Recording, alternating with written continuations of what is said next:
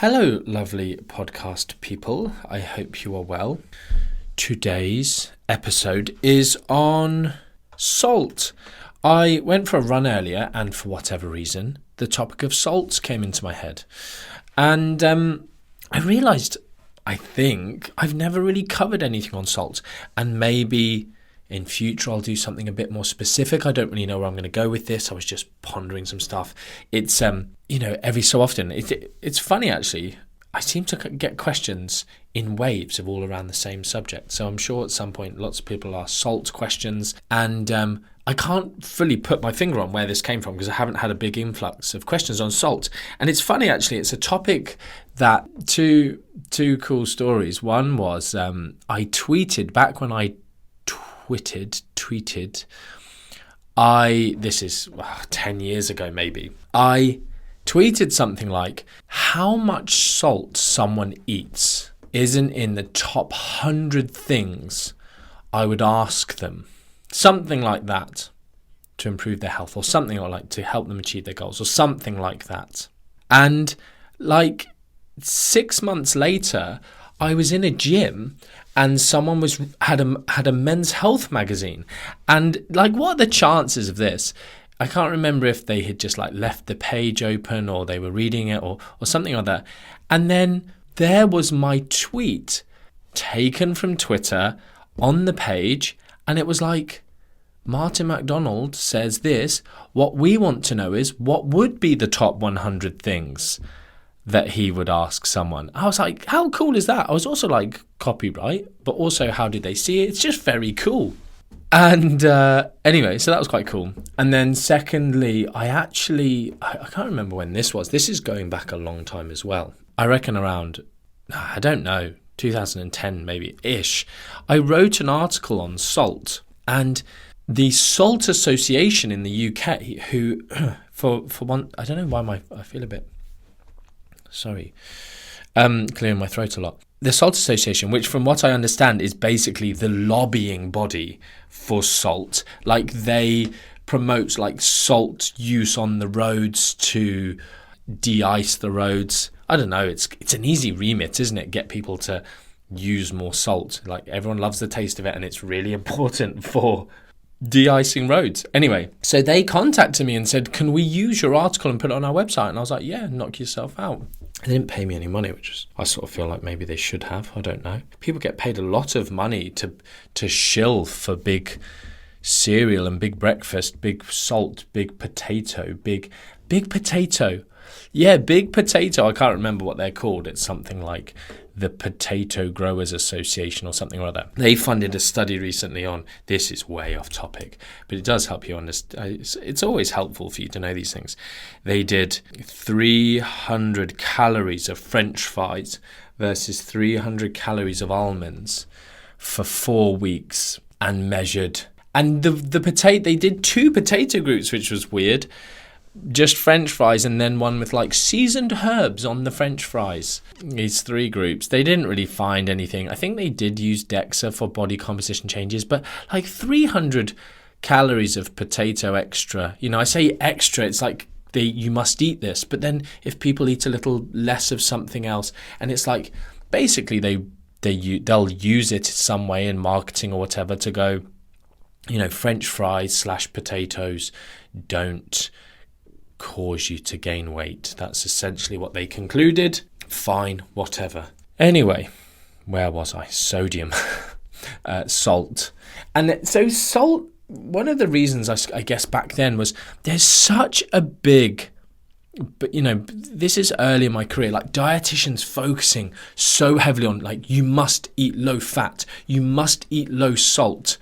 And low salt almost becoming this health halo thing. You call something low salt, it's suddenly healthy, which is not the case. And also just being demonized when it is a relatively important part of our diet. It's not an important part. Unfortunately, times have changed now, and you've got kind of keto zealots and the carnivore crowd, I believe, are jumping on the salt bandwagon. I think the keto guys are like, you need to eat loads of salt to help you not get constipation or something, is one of their big things.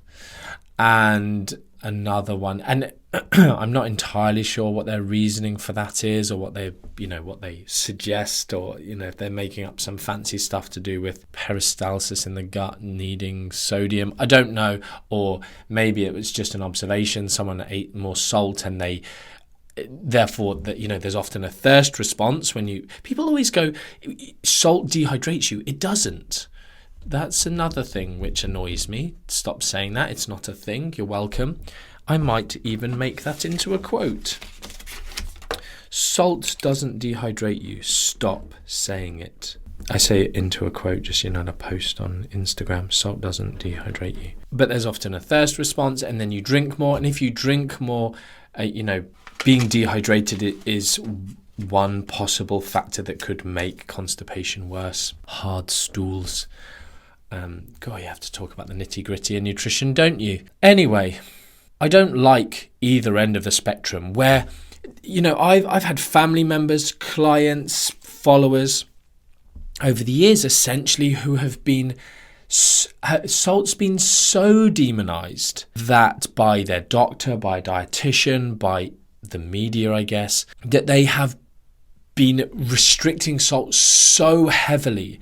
And actually, when I was a performance nutritionist, athletes being very, very scared of salt, and there's lots of decent research in athletes with regards to kind of sweat rates and the sodium salt concentration in. So just for clarification, salt, table salt, is NaCl, sodium chloride. So when people often use the terms synonymously, just like for like, they're not the same thing. But for all intent and purposes, with regards to our diets, they have a really strong correlation in anything that we tend to discuss. So sodium chloride is salt, table salt. Sodium is just a component of that. And sodium is really what we are talking about with regards to its impact, lots of its impacts on the body. But there are other salts, like potassium chloride is also a salt. So if you ever used, low salt, LO salt is a product, I guess, brand, and I think it's, product. The brand is maybe Paxo, or different people will do it. But that's potassium chloride, and it's lower in sodium, because sodium is the one that is linked to the area of blood pressure, or high blood pressure, hypertension, high blood pressure. And but the problem is these athletes getting cramp, friends and family followers have said this to me over the years, I'm getting really, really bad cramp. And when I think, cramp is a tricky one. We don't fully understand cramp. At least last time I checked the literature, we didn't fully understand cramp, exactly what was causing it. And probably because it is multifactorial, or there's different types of cramp. There's cramp that's caused by extreme fatigue or overworking of the muscle, and that changing something to do with whatever the kind of sodium potassium pump within that muscle, calcium, the excitability of the muscles, like something's going on there. I don't understand it well, but it's one of the areas. And then you've got this other realm of like really low salt intake. So this is an issue for me, that it's been so demonized. Now, flip this on its head as well. You've got all of this public health funding, money being thrown at morons to then disseminate this message, eat less salt. And it then comes down to like, don't add salt to your food, blah, blah, blah. When we know that, and do you know what, whoever time points this podcast for me, you'll speak to me about this. But I believe it's upwards of 90+% of the salt that people tend to consume is coming from processed foods. It's not the salt we're adding here and there on our food. I will just say this as well. I never use myself as this isn't because I like salt. I love salt. Like, I do like salt, but I'm not actually someone who adds a great deal of salt to my diet at all. I forget to. And when I'm with someone and they add it and I add it, I'm like, oh, geez, I really love salt. And then I forget again. But if I ever have roast potatoes, I'm always like, yes, that's where my salt goes. But other than that, I'm not a big salt fanatic. So whilst I never ever would use, I talk about aggressive dieting, and that's something that I've used, but all of what I talk about is from research, not myself. So I haven't got any sort of skin in the game. I've got no dog in the race.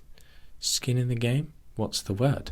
What's the phrase? Both of those maybe. Anyway, I was talking to Sarah last night, and I said, we're talking shop, because it was Saturday night, and we're talking about something work related, and I was like, oh, look at us talking shop. And she was like, what? I was like, talking shop. And she was like, what does that mean? She was like, is that an Australian term?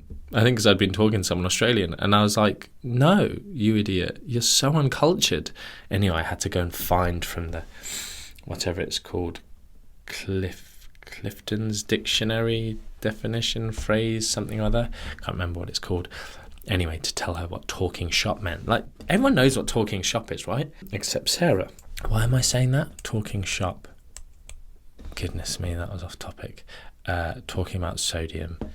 I was talking about phrases. Skin in the game, dog in the game. Hilarious. People have said that to me. They like how I sort of recount back to where the story is, or where I was. It's an important skill that I've needed to learn because I go off topic too much.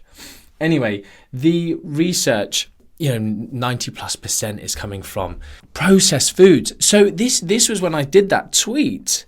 I'm not going to be asking people about salt particularly. Like, salt is something, the government recommendations, they're not too bad, the 6 gram, at least in the UK, 6 grams or less. Like, you're really given a whole load of room there with regards to your diet. And you'd have to be fairly extreme to be above that. But there's just this thing again, like, should we update the recommendations to make it even lower? And unfortunately, it's the health motivated individuals who then go to the extremes and push it lower and lower. And that is not their fault. It's the fault of the people, the nutrition communicators. They need to do a better job in terms of what people are hearing and what they're implementing. And people who don't care about their diet are not listening, and they're the ones who are eating lots of processed food with lots of salt on. And so, in these situations, a healthy individual adding more salt to their diet isn't giving themselves. It's a little bit like the way sugar is demonized.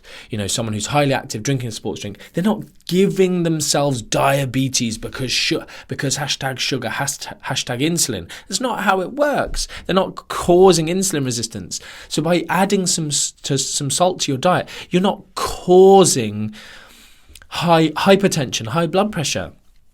The body, sort of, when it's functioning well, quite tightly regulates your blood levels of sodium, and you will excrete more sodium in your urine, and you'll even, if you sweat, your sweat sodium concentration will go up. A much greater amount is lost through your urine, but your sweat does change its concentration of salt with your dietary intake.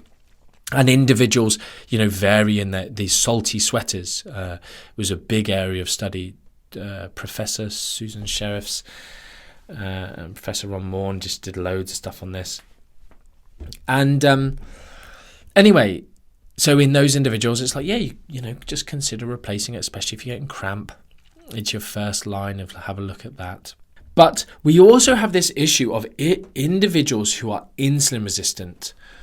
I actually remember myself and Stu Phillips. This was basically when our long-term love affair started.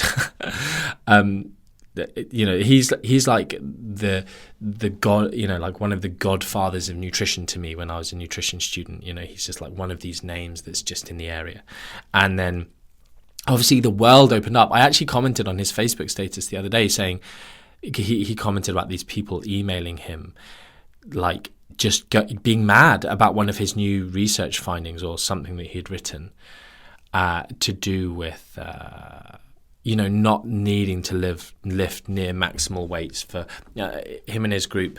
Like, there's this 30 rep max to failure study where muscle protein synthesis responses are very similar to lower weights, etc., etc. People get mad, Anyway, I just commented on it and just said, it's mental. These people are even able to email you, because he gets lots of other positive emails, which are always nice. I get the same. It's nice. But I remember then Twitter came about, and it was where lots of academics went. And I was like, I'm able to interact with the Stu Phillips. And it was cool. And then we sort of ended up having this little bit of a debate about the DASH diet, which is dietary approaches to salt and hypertension. I don't actually even know anymore.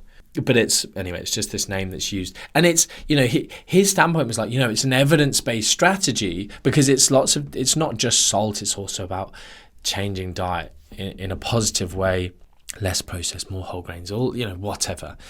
And I was sort of going, yeah, but this, like, the inclusion of the salt element in the diet is just really fluff. It's kind of not useful. In the grand scheme of things, you get people to eat better, you get them to eat a less processed diet, and yes, maybe their salt intake comes down, but I sort of am of the opinion, if you did the same diet, the same study, 2 groups, but one group didn't change their salt intake or even added the salt back in that they lost through removing the processed foods, they'd still get these dramatic reductions in blood pressure, statistically significant reductions we see in this study, because overall they are losing weight and improving their dietary quality. And one of the things that improves is when insulin goes down, and also the insulin sensitivity goes up in these studies. This interacts with the renal system, the renin-angiotensin system, which is all part of how your the resorption of sodium salt in your kidneys. So you're trying to excrete it, but when you're really insulin resistant, you're not getting rid of that sodium appropriately. And so we get this retention, and it's all part of a bigger picture that you just need to get healthy. If you start exercising, that's going to impact insulin sensitivity. You also might sweat some of the salt out if you are retaining too much, etc., etc. You improve your diet. So all of this stuff helps, and really just salt is just like meh. The body is, mostly regulates that, and you need to. It's not the salt that's the issue. You need to sort out the other stuff that's going on. I'm not saying, if someone is consuming insane amounts that shouldn't be looked at, but really it's like, why are they doing that? How are they doing that? And then you get back to food and their habits and their lifestyle, which a good nutritionist, a good practitioner that's going to be what's talked about in the consultation. So going back to that Twitter conversation, we had a bit of a debate, and I was calling him wrong and he was saying I was wrong. And he was saying, but it's an evidence-based strategy. And I was saying, yeah, but it's flawed. And he's saying, but it's still evidence-based. And I was like, yeah, but all the stuff I just said to you. And I think the next day he did like a Follow Friday for me. This is like one of my, if you could call it idols, just an influence, just someone I thought was cool. I'd read all of his research. And then, and he was just like, someone who can not, go into just ad hominems and just be in an argument and a, great debate, a constructive debate, a great discussion. And I was like, it was literally what, I can remember this. This is literally going back 12, 13 years, maybe, I don't know. I can still remember it to this day. And then years later, he did a sabbatical in Loughborough from wherever, McMaster in Canada or whatever. And we went for coffee, and it was like one of the coolest conversations. And then maybe I then had him on my podcast when I had Real Nutrition Radio podcast. Anyway, off topic, reminiscing. It's cool things like that. I still remember when Professor Clyde Williams started following me on Twitter, and I was like, wow, this is cool. Anyway, off topic. I feel like I've given you a good lowdown there. Like, salt isn't this big thing that needs to be super demonized. It's people's overall diet. Yes, statistically significantly, we can dramatically reduce someone's salt intake in a controlled study, and at the same time their blood pressure falls by a few tiny points on an individual level. But we can see much, much, much greater effect through overall dietary strategies. And another study that I'll get found for you as well is just how pointless public health messaging is on getting people to reduce their salt intake. It's just a dramatic failure. It might even be a Cochrane review, actually, that one. It's just a very good type of study which gives really high quality information, and it's just like, we've just failed to get people to change their salt intakes. We need to do something else. And this is where then working with industry comes about a little bit, but food industry, but that, they're just all about profit, unfortunately. Not as individuals, but as companies, unfortunately, that all decisions are masked just by this thing of like, we need to make more money. So they're not great to have sitting at the table. Anyway, cool. I hope you've enjoyed that. I enjoyed it. And until next time, much love. And I hope it's helpful. I hope you can share it with someone, family member, etc. Yeah.